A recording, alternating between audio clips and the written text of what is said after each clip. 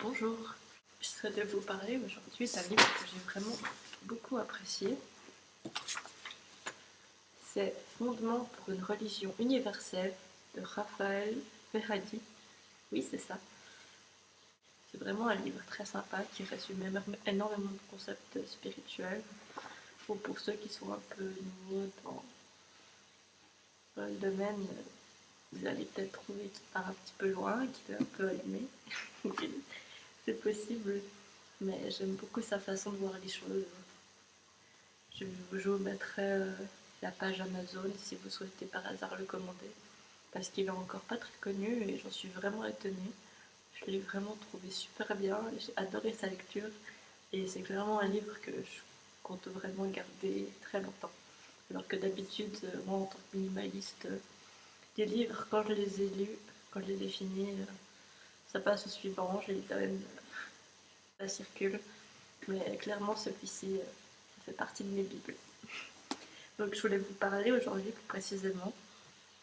Il y a un chapitre qui parle des lois fondamentales et j'ai pensé que ça pourrait faire une thématique très intéressante. Donc par loi, on entend des principes qui régissent l'univers. On entend beaucoup parler, par exemple, la loi d'attraction, etc. Mais c'est pas la seule. Et là-dedans non plus, elles ne sont pas toutes, mais je vais vous énumérer celles qui sont écrites. Ça en fait déjà 4-5. Donc on commence par 1. La loi de causalité. Autrement dit, la loi de cause à effet, la loi du karma, etc. On entend pas mal parler de celle-là. C'est le principe qui veut que toute cause produit un effet correspondant qui, à son tour, devient une cause, etc. etc. C'est vraiment le principe de tu récoltes ce que tu sèmes. Nous sommes tous le fruit de cette loi. Désolée, j'ai lu en même temps. Car ce que nous sommes aujourd'hui, ce n'est que le fruit de nos actes passés. Et ce qu'on est aujourd'hui, ça donnera ce qu'on sera demain. Celui qui l'accepte comme vérité dans sa vie entrera dans un chemin de rapide transformation, car il comprendra enfin que tout ce qu'il expérimente dans sa vie extérieure est le résultat de ce qu'il a engendré par ses actes passés. Ainsi, toutes ses expériences actuelles sont la réponse de la vie à ce qui a émané de lui, que ce soit dans cette vie ou dans les précédentes, voire dans celle de ses ancêtres. Celui qui entretient une même pensée en lui ne pourra espérer récolter les fruits d'autres pensées. En cultivant la colère, l'être récolte de la colère en lui, mais aussi dans les êtres qui viendront vers lui. Ce que tu penses, tu l'es. Ou tu le deviens en tout cas. Il dit que cette loi, c'est l'une des plus importantes de notre univers. Et qu'on peut la mettre en pratique dans sa vie quotidienne, par exemple, en pesant ses paroles, nos gestes, nos actes. Tout en sachant qu'ils contiennent les semences de nos expériences futures. Ensuite, 2. La loi d'analogie. Et il cite comme phrase d'Hermès: ce qui est en haut est comme ce qui est en bas, et ce qui est en bas est comme ce qui est en haut. Donc phrase très connue, je crois, de la table d'émeraude. La molécule d'ADN contient toutes les informations sur le corps. Ainsi, d'un point de vue qualitatif, la molécule d'ADN est analogue au corps. À partir d'une molécule, il est possible de reconstituer l'ensemble du corps. C'est le principe du microsome et du macrosome. Le microsome contient le macrosome, et inversement. Donc toute chose petite retient en elle l'ensemble de la chose plus grande. L'homme est une cellule de l'univers. Par analogie, connaître l'homme, c'est connaître l'univers. C'est comme la citation qui dit « Connais-toi toi-même et tu connaîtras l'univers et les dieux ». Je la trouve très juste. Celui qui comprend l'infiniment petit comprendra l'infiniment grand. Celui qui se connaît connaît celui qui vient à lui, tout comme il peut connaître l'univers entier. Voilà. L'homme constitue un tout contenu dans chacun de ses organes, qui constituent eux aussi un tout contenu dans le tout. C'est le principe de l'arbre de vie contenu dans chaque séphira. Ça aussi, je vous ferai une vidéo sur le sujet, sur la Kabbale, les séphiras. C'est quelque chose aussi de très intéressant. Et si un humain souffre, alors l'humanité souffre. Lorsque l'humanité souffre, cela a des répercussions sur la terre entière. puisque l'humanité constitue un organe de ce corps plus vaste. Ainsi, la souffrance d'un homme atteint l'humanité, puis la Terre, et finalement, c'est l'ensemble du système solaire qui est atteint par l'activité d'un individu, d'une cellule. Tout est le un, et l'un est dans le tout. 3. La loi des cycles.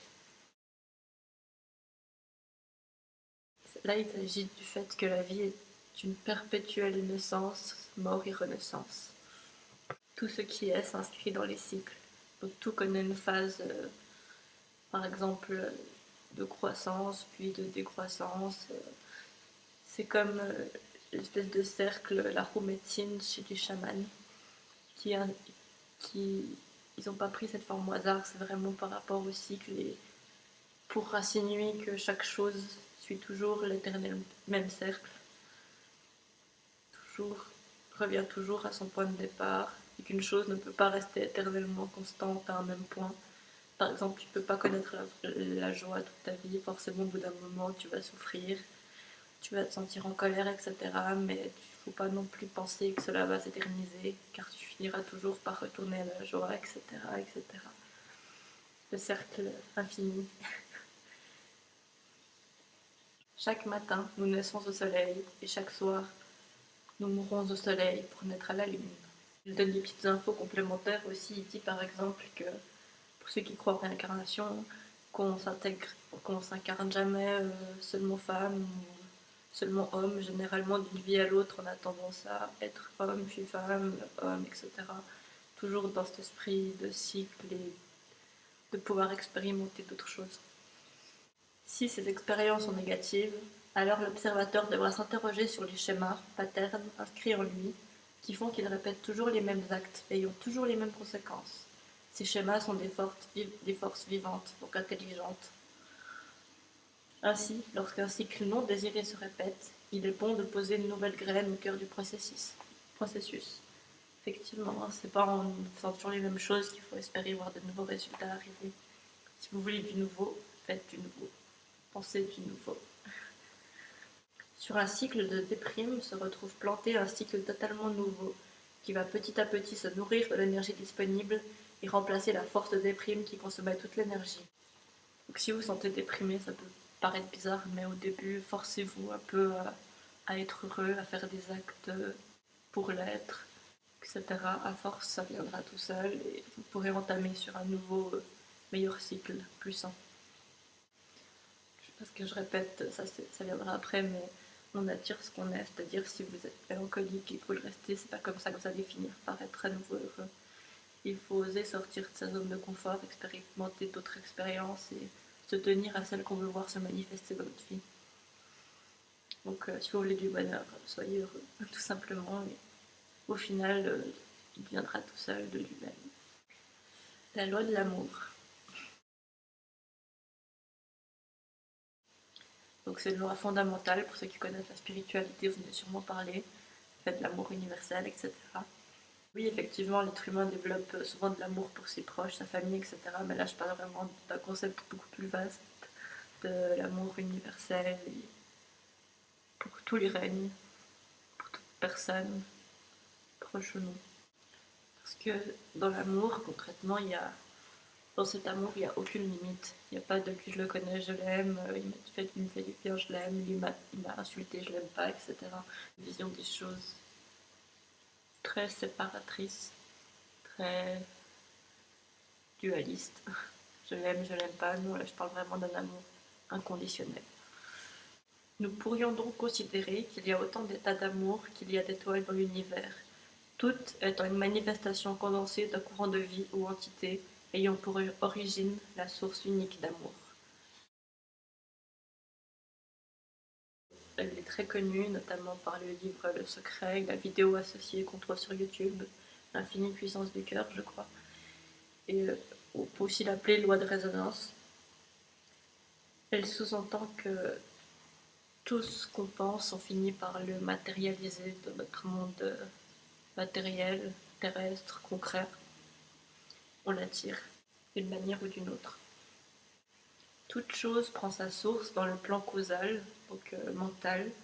Donc tout ce qui existe a d'abord été pensé, et tout ce qu'on pense finira par exister. Par l'acte de penser, il active des forces qui vont entrer en résonance avec lui. Ainsi, en concevant des choses par la pensée, l'homme crée une structure, une forme invisible qui, une fois animée par une force, un être, s'imprimera dans le plan causal, mental, et engendrera une forme correspondante. La pensée orientée est ainsi une puissante force créatrice. Donc n'hésitez pas à faire des exercices régulièrement de visualisation, etc. Donc il conseille de vraiment faire attention à la qualité vibratoire de ses pensées. Donc n'accueillir en soi que des choses d'amour, de compassion, et non des pensées de colère, de vengeance, etc. Celui qui croit posséder est en vérité possédé, car effectivement on peut penser que on a le monopole de nos pensées, que c'est nous qui agissons là-dessus, qu'on est les maîtres de notre plan mental. On en est plutôt esclave de nos pensées. Et généralement, comme 90% de nos pensées au fil de la journée sont inconscientes, et ben on finit par attirer des trucs à nous qu'on ne veut pas forcément, et on ne se rend pas compte d'où ça vient. Ça peut aller très loin. Toute chose possède son contraire. La loi d'attraction porte aussi en elle la loi de répulsion. Celui qui veut développer une qualité dans sa vie ou engendrer des choses dans la matière n'agira jamais à l'opposé de ce qu'il souhaite manifester. Donc c'est bien beau de faire des prières sur l'amour universel, la compassion, etc., etc. Mais si dans la vie quotidienne et tous les jours, on agit totalement à l'inverse, ça rime absolument à rien. Et ça annule tout ce qu'on a pu penser auparavant, tout ce qu'on a toutes les prières qu'on a pu faire en souhaitant des choses. Parce qu'il compte le plus, c'est ce qu'on fait au quotidien, nos actes. Et c'est pour prier le Seigneur d'avoir quelque chose et juste après foutre une baffe à son voisin. Ça marche pas comme ça. C'est par l'acte juste, en correspondance avec la pensée, que celle-ci entrera en manifestation. La loi d'attraction et de répulsion est à la base de toutes les relations dans le monde, de toutes les affinités, quelles qu'elles soient. Donc quand vous croisez quelqu'un dans la rue et vous dites oh, putain lui je le sens bien, j'aimerais bien lui parler, puis que vous entendez bien avec cette personne, c'est la loi d'attraction. C'est qu'il y a quelque chose en vous et en cette personne qui vibre pareil, qui résonne, qui, qui fait que vous êtes attirés l'un vers l'autre. Généralement, c'est aussi ça, les relations de couple. Quand on a un coup de foudre pour quelqu'un, c'est qu'il y a une partie de nous qu'on reconnaît chez l'autre et qu'on apprécie. C'est la loi d'attraction. Ou l'effet miroir positif, si on veut. La loi du clivage. Qu'est-ce que c'est la loi de clivage? C'est la loi de la dualité. Donc elle se retrouve partout, hein, c'est la force de séparation et non d'unité. Elle est à la base de tous nos conflits. Puisqu'on a sans arrêt, quoi qu'on pense, quoi qu'on fasse, on a tout le temps des forces intérieures, généralement qui sont pas trop en accord. On est tiraillés entre elles. Le but c'est de rapprocher les deux afin d'unifier ces forces, de se les approprier. Et là il cite le meilleur moyen de se défaire d'un ennemi, c'est d'en faire un ami. Il dit que le but c'est l'évolution vers l'unité. Il parle aussi du fait que généralement les hommes ont tendance à aller chercher à l'extérieur ce qui leur manque et qu'ils peuvent chercher longtemps parce que qu'importe qu'ils cherchent, ils le trouveront toujours qu'en eux seulement. Et la dernière loi qui est exposée ici, c'est la loi de l'évolution, qui suit donc le principe de la croissance. Toute vie a en elle une propension à la croissance. La vie porte en elle le pouvoir de plus de vie.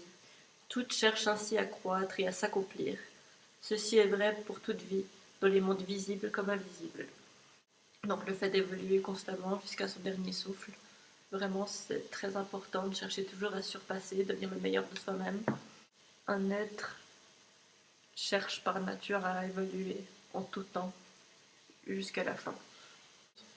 Un être est toujours en mouvement, d'un instant à l'autre, il n'est plus le même. Jusque, très intéressant comme information, même le rocher, qui d'un point de vue extérieur semble immuable, mais dont on sait maintenant que la structure atomique est en perpétuel mouvement.